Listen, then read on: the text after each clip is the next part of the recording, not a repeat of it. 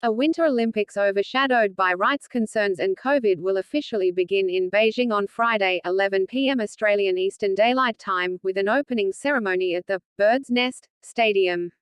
The distinctive lattice-shaped arena took center stage at the 2008 Games, seen as China's coming-out party to the world, and will do so again as Beijing becomes the first city to host both a Summer and Winter Olympics. But there's plenty of action happening around the Games today before the ceremony begins, with a Japanese star ruled out of the Olympics following a massive snowboarding crash, and one Aussie threatening to pull off a remarkable top 10 finish. The Games will officially run from February 4 to 20, and be followed by the Winter Paralympics from March 4 to 13. We'll have all the action covered from the opening ceremony to the events themselves right here. Tongas Olympic flag bearer Peter Taufotofua, who made headlines for his shirtless appearances at both the Summer and Winter Games, announced he wouldn't be attending the Beijing Winter Olympics. Taufotofua's shiny abdomen became a global celebrity when he led out the Tongan delegation at both the 2016 Rio Games, where he competed in Taekwondo, and 2018 Pyeongchang Games, when he appeared in cross-country skiing. He made his return at Tokyo 2020, again participating in Taekwondo, and all three times was shirtless during the opening ceremony, even in freezing South Korea.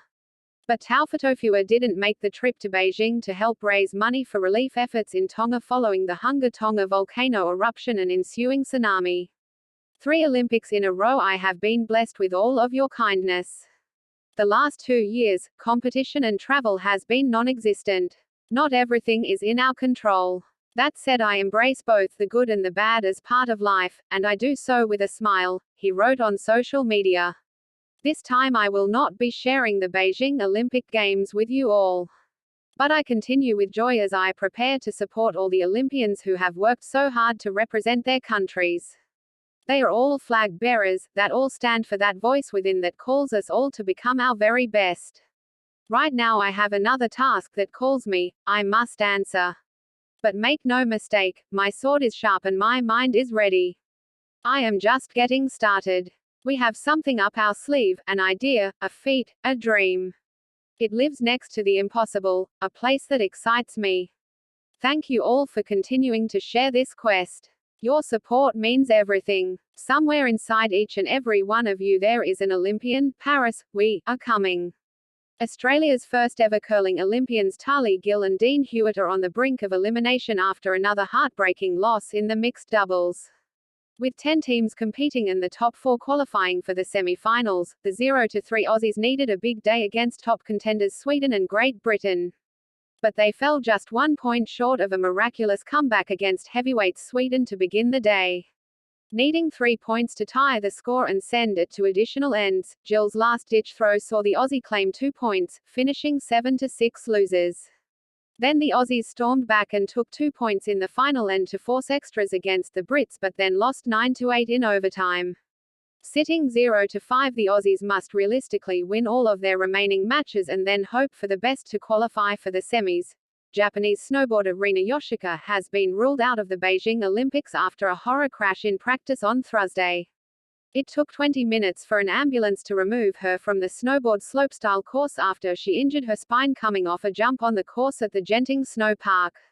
The Japanese Olympic Committee said the 22-year-old had suffered a spinal injury but was not paralyzed, and said she will not compete in the slopestyle or big air events.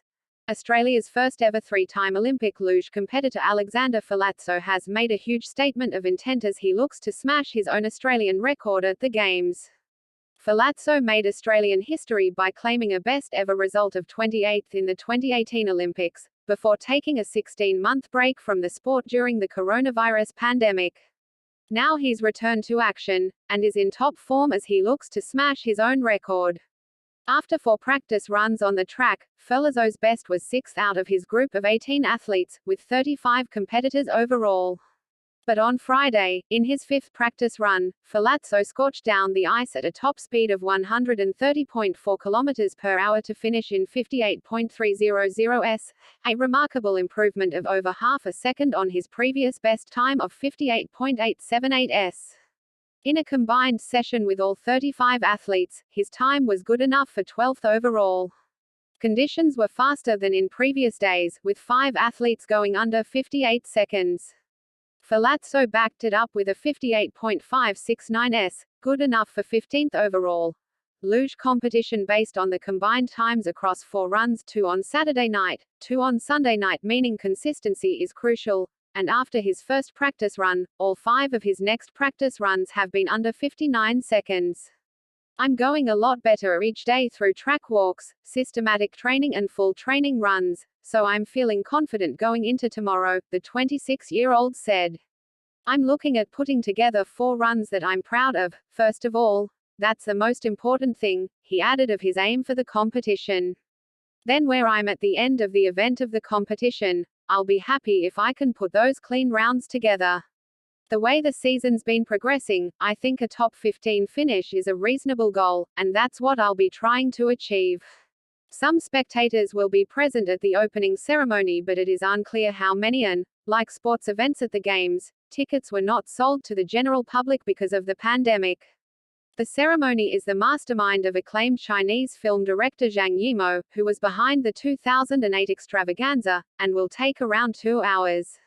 Zhang has promised a totally innovative show but conceded that the pandemic and freezing weather will limit its scale compared to the Summer Games, when 15,000 performers took part in a lavish gala featuring opera singers, acrobats and drummers.